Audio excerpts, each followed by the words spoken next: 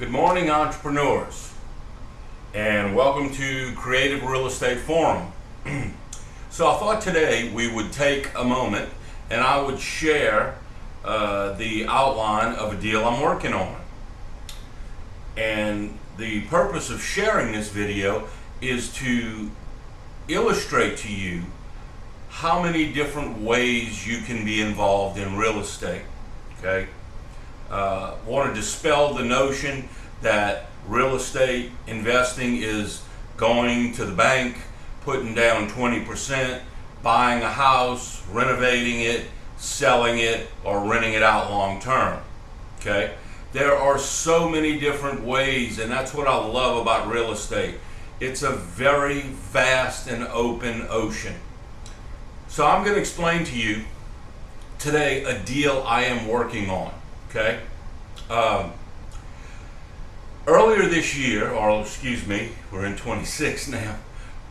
Earlier last year, a house popped up on one of my alerts, and it was in a adjacent town to where I live, and it's a big house. It's a 5-bedroom, 5-bathroom, 5,100 square foot house. And what had happened was the seller took a job in another state and decided to move, and so they relocated and they listed the house for sale. Okay? Well, they had partially completed a renovation. Okay? And so the house wasn't completely remodeled and it wasn't ready to list at the price they were asking. And so over the course of time, the listing agent tried to sell it, and then 6 months rolled around and the listing agreement expired. And the seller lives in another state, they've moved on with their life, and they got this burden of this mortgage payment on a house in a city, in a state they don't even live in anymore. So what do you do with that? Okay. The seller at a certain point gave up, stopped making payments. Okay? Well, what happens in that process? You stop making payments on your house, the bank sends you a notice of default. Okay? It's called an NOD. Okay? And then they send you a second notice of default. And then after a few more months, because the state I live in is what's called a judicial state. So that means in order to foreclose on a home, there is a judicial court-guided process. Well, the seller continues not to make payments, and now they're accruing all of these arrears, which is money owed to the bank to bring everything current. So the agent whose listing didn't sell, it expired, I connected with him. And in the course of that connection, he stayed in touch with the seller even though he's no longer representing the property. Okay? Well, the bank is now in full-fledged foreclosure mode. There's an auction date next month to auction the house, which is the process of the bank either getting paid all the money they're owed or repossessing the home. So I used what we call the wedge method. In other words, I am wedging myself into a potential opportunity. How do we do that?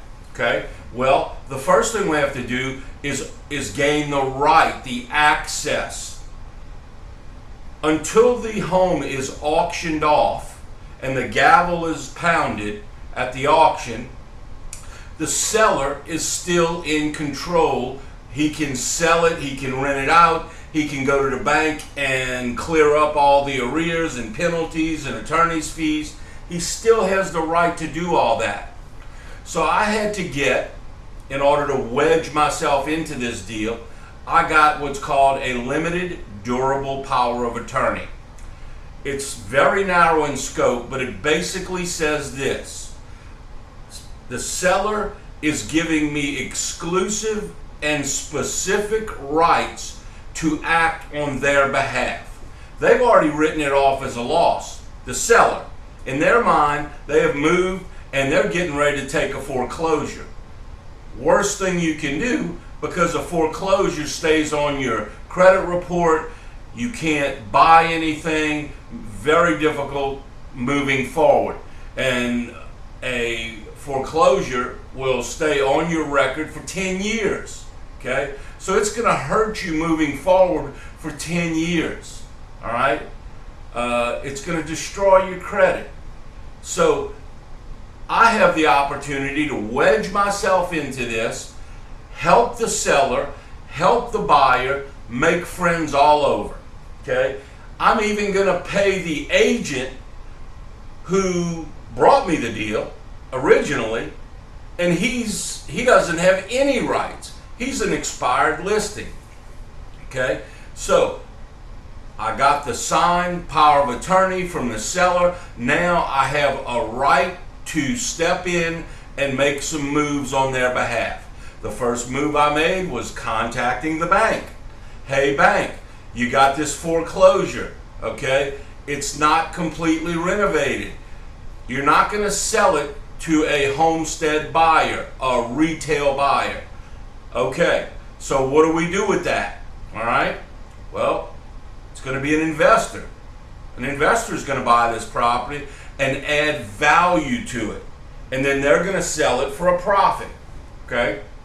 So I'm illustrating to the bank, and all the banks have different departments, but the one specific department I'm dealing with is called special assets, meaning REO, real estate owned, foreclosure department.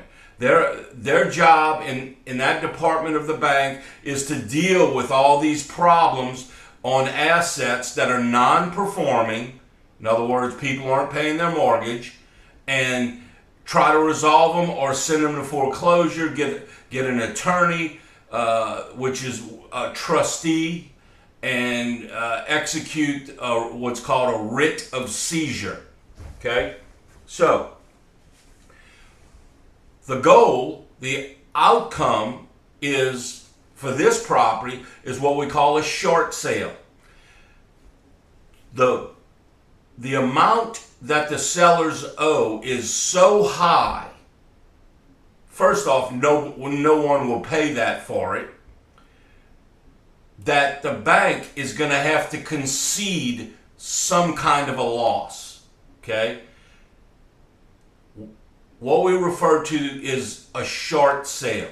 In other words, if you owe us $100,000, okay, and we have to take it back, now it becomes our $100,000 nightmare, our problem, okay? So if you, John, can sell it, we'll give it to you for $60,000. We're going to lose money on the deal. We just don't want to lose. We don't want to go to zero. So if I can bring an investor buyer, okay, I'll write a contract with him, okay? First, I'll write a contract with the seller for the amount the bank agrees to. In other words, if the bank says, John, we'll take $60,000, they owe us $100,000, but we'll take $60,000, all right? Then I will go to the seller, because right now I'm still dealing with the seller, okay? The bank, the only thing they're going to do is release the lien, their lien on the property. They have a first position lien. So I got to get the seller to agree, which that shouldn't be a problem because he's already written it off as a loss. And once I get that purchase agreement with the seller, then I'll go to the bank and present it, and they'll say, okay, we'll do that. And then secondly, I will go back to the buyer, the end buyer, and say, hey, I've got a contract to buy it. It's approved by the seller. It's approved by the bank, okay? And I'm going to assign it to you, okay? My contract. Now, I can add whatever I think I can make. It might only be $5,000. It might only be $7,000, or it might be $2,500. Who knows? At this point, We don't know yet. We're going to find out more today about that. Okay? Everything I'm illustrating to you, this whole process, this is like I'm passionate about real estate. I do a lot of things in real estate. This is like my real estate side hustle. There are opportunities laying on the ground waiting to be recognized and run with, okay? This is costing me no money. It's costing me a couple of conversations on the phone, all right? Maybe a little internet, time. And there's a payday. There's going to be a payday. $2,500, $5,000, maybe we hit a home run and make $8 or $9 grand, all right? But it's money waiting for you to, as we used to say, apply elbow grease, okay? And it doesn't have to distract you from your primary goal in real estate. If you want to buy long-term rentals, or if you want to do mid-term rentals, or it can just be something on the side, that will help you. So I encourage the wedge method. Now, there's many different ways to wedge yourself into deals, okay? As you gain knowledge and experience, that knowledge and experience becomes valuable to people.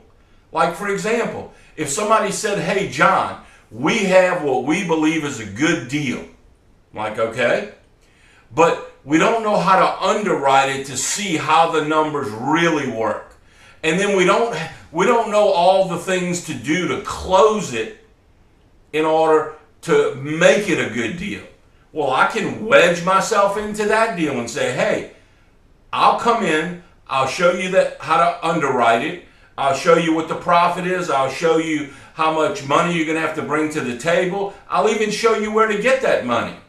And I'll do all that for the low price of 25% of the deal, 30%, 40%, or maybe who knows, 50%, okay? There's all kinds of opportunities in real estate. That is why we call it Creative Real Estate Forum, to talk about these things, to give you ideas, okay? Necessity is the mother of invention, okay? And I am encouraging you and challenging you to go invent something. Bring it to us. We'd love to talk about it on the forum. So that's all I got for you today. Hope this was helpful. Please like and subscribe to the channel, and we'll see you next time.